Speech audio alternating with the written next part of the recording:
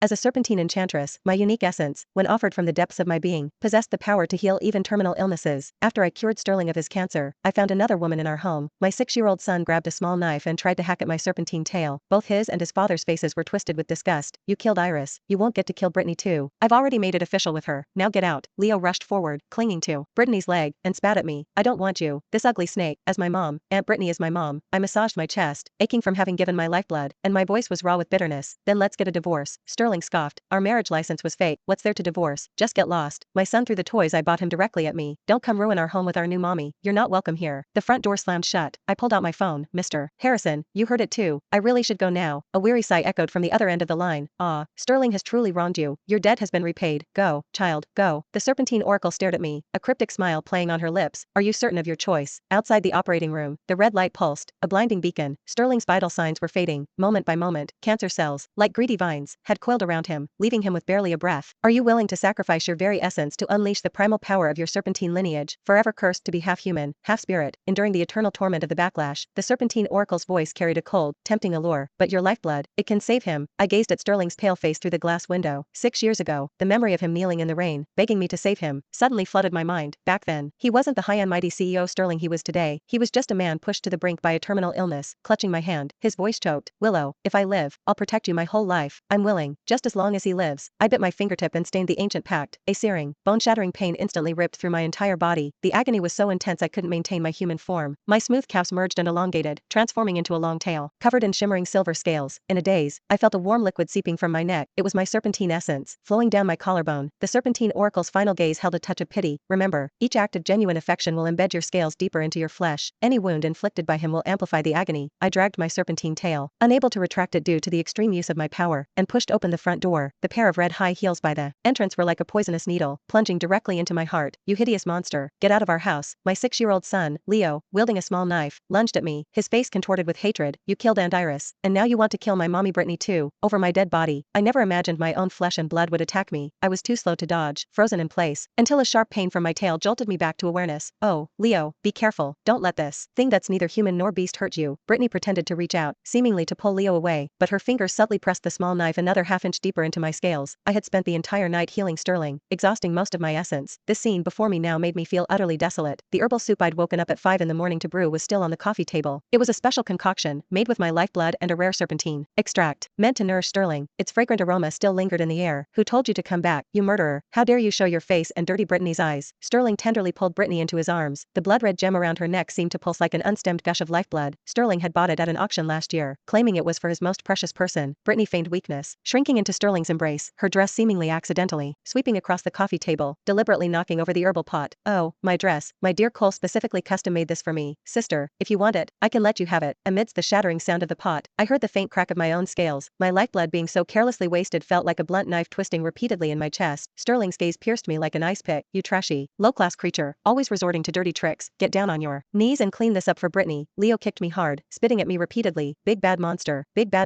get on your knees and apologize to mommy Brittany. I instinctively curled my tail. The section of my tailbone, covered in fine silver scales, had just endured the backlash of the lifeblood sacrifice. It was now bruised purple, and large pieces of shattered scales, mixed with blood droplets, flew off. The serpentine oracle's warning echoed in my ears again. The pain crawled up my spine, spreading through every limb. Tears streamed down my face uncontrollably. This was the child I had risked my life to give birth to after 10 months of pregnancy. This was the husband I had saved by draining my lifeblood, enduring constant backlash, day and night. I humiliated myself, crawling towards Brittany, wanting to demand why she was destroying everything I had. She shrieked as if she'd been electrocuted. Ah, her scales scratched my leg. Leo was distraught. You actually hurt my mommy, you monster. He lunged like a furious little beast, hacking at my serpentine tail with the knife, blow after blow. The sharp blade pierced through the scales, digging into my flesh. The pain made my vision swim, but Leo clapped his hands and laughed. Tear open your snake skin. Let's see how you can hurt anyone now. I slumped powerlessly to the floor, the intense pain making it impossible to straighten up. I stared directly into Sterling's eyes, trying to maintain some semblance of dignity. Sterling, let's get a divorce. Sterling scoffed. Our marriage license was fake. What's there to divorce? Just get as far away as possible. With that, he deliberately tossed a tattered little red booklet onto my wound. Fake marriage license. I froze. 6 years ago, on that rainy night, he knelt before me, begging me to save him, saying that if he lived, he would be my true husband. I believed him, sacrificing half of my serpentine life, draining all my power. I fed him the powerful essence from my true form, watching him transform from a skeletal figure to a radiant, healthy man. But my cherished marriage license, like Sterling's deceitful heart, had been fake from the very beginning. Another scale on my serpentine tail cracked, and I groaned in pain. The serpentine oracle was right after all. This bond, bought with my very life, was destined to be a pain that would pierce me to the bone, right from its root. The stench of blood mingled with the sharp scent of disinfectant, churning in my nostrils. The wound on my serpentine tail was still gushing blood. Every movement felt like countless needles piercing my marrow. The serpentine oracle's warning of double backlash was now burrowing into my bones along the cracks in my scales. Brittany smugly stroked Sterling's chest, her fingertips tracing his collar. That spot, where I used to playfully straighten his tie, was now Brittany's territory, a symbol of her claim. Brittany chuckled, a sickly sweet sound laced with malice. Sterling, look at her tail. So many scales have fallen off. It's disgusting. Sterling cast a dismissive glance at me, his eyes regarding me like a dirty rag. You're frail. Don't look at such vile things. He raised a hand and beckoned the butler. Drag her out and dump her in the old family mausoleum. No. I snapped my head up, my tail twitching with urgency. Sterling, have you forgotten? 6 years ago, you were lying in that hospital bed. Cancer cells spread throughout your body, and it was I. Shut up. He cut me off sharply, his leather shoe grinding forcefully on my bloody, mangled tail. If you hadn't wrapped me with your dark magic, why would I ever get involved with a monster like you? Iris was killed by your dark magic back then, and now Brittany is pregnant with my child. Are you trying to pull the same trick again, Iris? My heart felt like it had been hit by a massive stone. That gentle, kind woman who used to secretly bring me healing salves. She had an accidental fall from a building. How had it become my fault? Daddy, hurry and kick her out. I don't want to see her for another second. Leo ran over, brandishing the knife. Drops of blood from the blade fell on my hand, burning like fire. He suddenly remembered something, then rushed into the bedroom, emerging with a metal box. He slammed it hard into my face. The box burst open, spilling its contents onto the floor. My collection of shed serpentine scales from the past 6 years. Each piece had been meticulously cleaned and strung together with gold thread into protective charms. When he was little, he always wore them around his neck, saying, "Mommy scales protect me. These disgusting things. I've wanted to throw them away for ages." Leo stomped on the specimens, as if crushing a pile of garbage. Mommy Brittany said wearing them would turn me into a monster. I looked at the crushed scales and suddenly laughed, though tears streamed uncontrollably down my face. So, 6 years of mother-son affection, in his eyes, was nothing more than the mark of a disgusting monster. Brittany,